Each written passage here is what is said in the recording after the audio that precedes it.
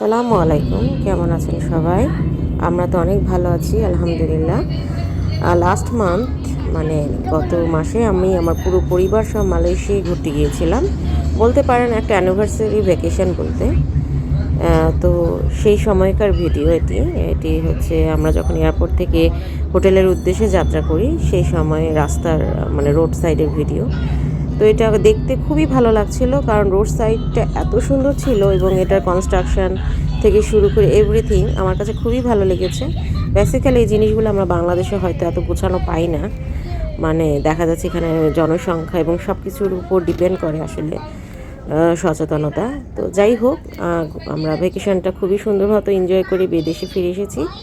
তো দেখতে থাকুন। সবাইকে আমন্ত্রণ জানাচ্ছি আমার ব্লগে।